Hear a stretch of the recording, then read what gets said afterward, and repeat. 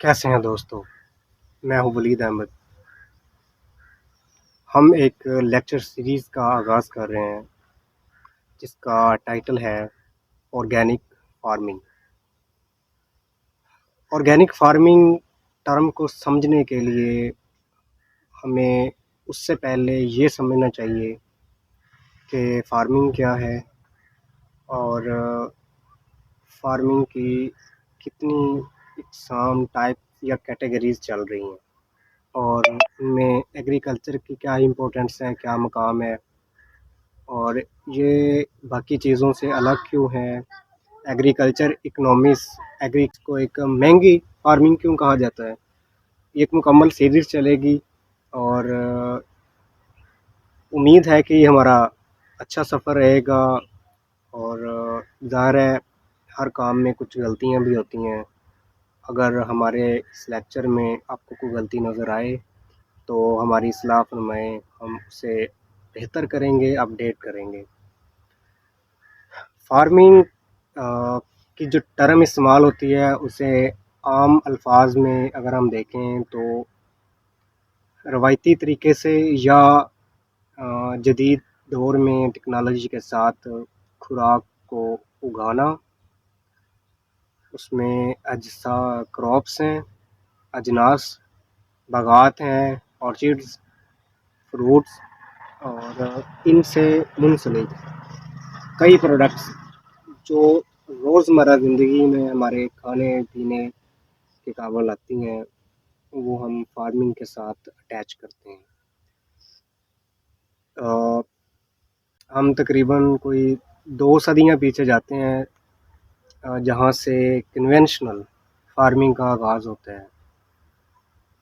तो उससे पहले ज़्यादातर जो फार्मिंग थी वो देसी फार्मिंग कह सकते हैं आप उसे, ऑर्गेनिक के बिल्कुल करीब करीब थी। तो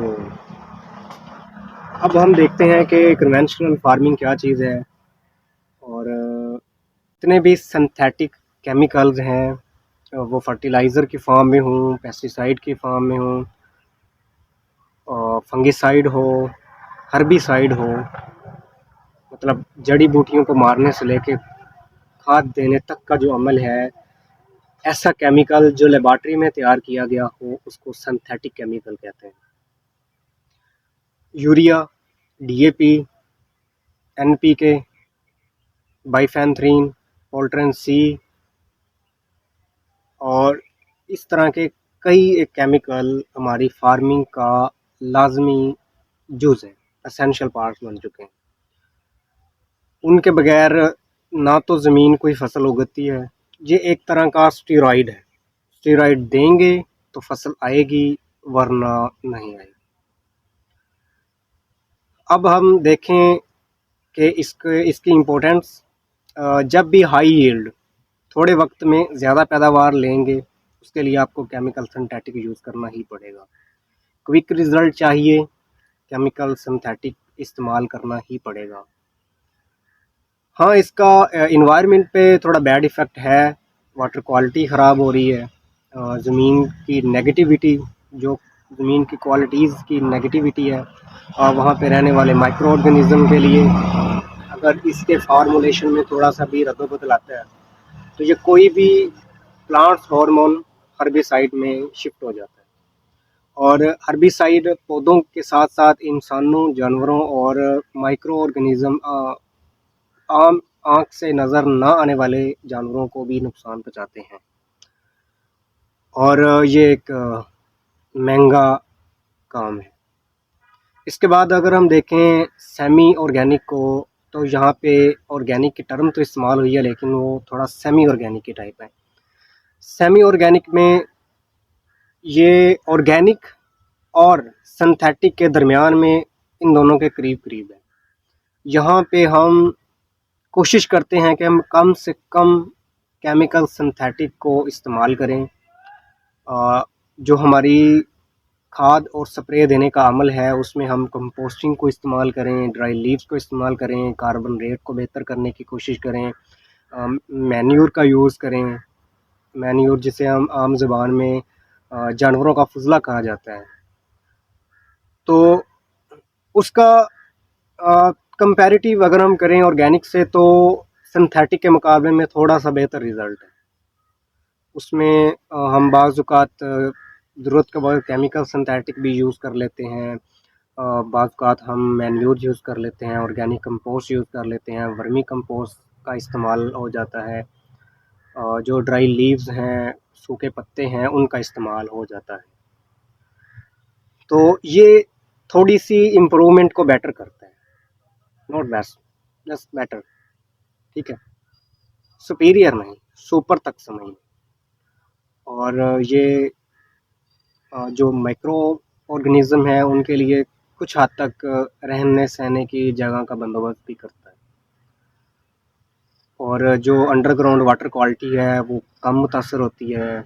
जो ज़मीन की नेगेटिविटी है, वो भी थोड़ी-सी इम्प्रूव होती है और हम शिफ्ट होते हैं chemical synthetic to semi organic. और अगर हम थोड़ी-सी और मेहनत करते हैं, तो अब हम chemical synthetic to organic farming की तरफ आ रहे हैं। ऑर्गेनिक फार्मिंग की अगर हम टर्म देखें, तो ये बायोडायनामिक्स, बायोइन्फॉर्मेटिक और यहाँ पे अगर हम इसके कुछ प्रिंसिपल्स को देखें, हेल्थ है, केयर है, उसके बाद इकोनॉमिक्स पॉइंट ऑफ व्यू है, सब चीज़ें अगर हम देखते हैं, तो इन शॉर्ट अगर हम मुख्तसर बात करें, तो हम कोई भी आउटपुट अदर सोर्सेज से अपने फार्म पे अप्लाई नहीं करते, जैसे कि यूरिया है, डीएपी है, या कोई भी और केमिकल सिंथेटिक है। जितने भी प्लांट्स के ड्राई लीव्स हैं, सूखे पत्ते हैं, वो वक्त के साथ साथ गल सड़ जाते हैं, डिकम्पोज हो जाते हैं और वो ऑर्गेनिक का हिस्सा बन जाते हैं।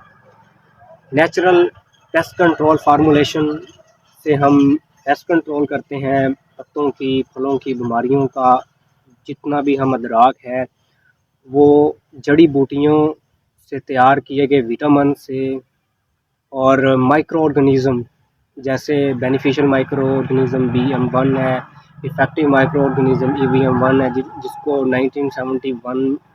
1970s में ही दरियाफ्त किया गया था जापान में। और फिर वो वहाँ से उन्होंने 20-25 साल इस पर रिसर्च की, फार्मूलेशन की, और फिर उसे बाकी दुनिया को डिस्ट्रीब्यूट करना शुरू किया यूनिवर्सिटीज़ के थ्रू। तो उन वो माइक्रो ऑर्गेनिज़म्स बेसिकली ये फंक्शन परफॉर्म करते हैं कि जो हम मैन्योर देते हैं अपने फसल को, जो हम ड्राई लीव्स डालते हैं, जितना कार्बन सोर्स डालते हैं, उस हिसाब से वो जब हम उसको फ्लड या फोलियर करते हैं, तो वो माइक्रो ऑर्गेनिज़्म उस ऑर्गेनिक मैटर को डिकम्पोज करते हैं, सूरज की रोशनी को बेहतर बनाते हैं पौधों के लिए। मतलब सूरज की रोशनी एक पौधा 10 से 15% इस्तेमाल करता है अपने ऑर्गेनिक जितने भी ऑर्गेनिक कंपाउंड्स पड़े हैं, उन्हें डिकम्पोज करने के लिए। तो ये उसे 80 तक लेके जाता है। बायो इफ़ेक्टिव बायो कंट्रोल है, माइक्रो ऑर्गेनिज़्म का एक सेट है, और ये नेचुरल पेस्ट कंट्रोल के लिए यूज़ होता है। ये जितने भी माइक्रो ऑर्गेनिज़्म है, ये पेस्ट के एग्स को खा जाते हैं। इसके अलावा हमारे पास बायो आब है, OWDC है, organic waste decomposer bacteria culture. आप खुद चंद घंटों की ट्रेनिंग के बाद इसे अपने यहाँ बहुत सस्ते में तैयार कर सकते हैं, इसे कल्टीवेट कर सकते हैं और अपनी ज़मीनों को फ्लड करके अपना बहुत सारा ख़र्चा बचा सकते हैं। सबसे बड़ा जो झूठ कहा जाता है मेरी नज़र में, मैं गलत भी हो सकता हूँ, कि ऑर्गेनिक फार्मिंग एक महंगा काम है। ऑर्गेनिक फार्मिंग से सस्ता काम कोई भी नहीं है। हाँ, यहाँ पे हमें कुछ माइक्रो ऑर्गेनिज़्म की हल्की सी बदबू आती है। अगर हमने अच्छा खाना है, तो हमें ये बदबू बर्दाश्त करना पड़ेगी, क्योंकि वो माइक्रो ऑर्गेनिज़्म है और उनकी हल्की-फुल्की स्मेल आती ही आती है। जब आप उस मदर सोर्स से, मदर कल्चर से सैंपल लेके उसको डिल्यूट करते हैं, पानी में डाल के फ्लड या फोलियर करते हैं, तब उसकी स्मेल नहीं आती, क्योंकि वो डिल्यूट हो जाता है। इसके अलावा पिछली 1 सदी को रीड करने के बाद और कुछ फार्मूलेशन में नाकामी के बाद हमने थोड़ी मेहनत जारी रखी और तकरीबन 3 माह की कोशिश के बाद कुछ फार्मूले तैयार किए हैं, कुछ मल्टीविटामिन्स के और कुछ पेस्टिसाइड के, जिसमें कार्बन टू नाइट्रोजन रेशियो बहुत मैटर करती है। तो इंशाल्लाह हम उस पे बात करेंगे अपने आने वाले लेक्चर्स में। उसको तैयार करने का मुकम्मल तरीका बताया जाएगा। और यहाँ हम कुछ मिस करेंगे कि जितने भी कन्वेंशनल फार्मिंग है, सेमी ऑर्गेनिक फार्मिंग है, ऑर्गेनिक फार्मिंग है, इनके कुछ प्रोटोकॉल्स होते हैं। उन प्रोटोकॉल्स को पूरा करना गवर्नमेंट ऑफ पाकिस्तान के अलावा कई ममालिक ऑर्गेनिक और सेमी ऑर्गेनिक के लिए सर्टिफिकेशन जारी करते हैं। उनकी टीम्स आती हैं, आके रिसर्च करते हैं और सैंपल्स लेके जाते हैं। अगर हमारी फार्मिंग सेमी ऑर्गेनिक है तो हमें सेमी ऑर्गेनिक का लाइसेंस मिल सकता है, सर्टिफिकेट मिल सकता है। और अगर हमारी ऑर्गेनिक है तो हम ऑर्गेनिक का लाइसेंस ले सकते हैं, सर्टिफिकेट हासिल कर सकते हैं। तो इंशाल्लाह हम फर्दर उस पर बातचीत करेंगे। इनके फार्मूलेशन से लेके फसल उगाना, फिर उसकी इंटरनेशनल मार्केट, डोमेस्टिक मार्केट में उसकी मार्केटिंग के साथ साथ इंटरनेशनल मार्केट में उसकी मार्केटिंग के साथ मेयार, क्या क्या चीज़ें आपने अडॉप्ट करनी है, किन फसलों पे अच्छा काम कर सकते हैं और किन सोच के साथ आप आगे बढ़ सकते हैं और इंटरनेशनल मार्केट में अपनी बेस्ट क्वालिटी प्रोडक्ट को अच्छी कीमत में फरोख्त कर सकते हैं। हमारे साथ जुड़े रहिए। अपना बहुत सारा ख्याल रखें। आपका दोस्त Waleed Ahmed, institute of litchi and organic research centre, Abdul Rahman plant house, पतो। Thank you.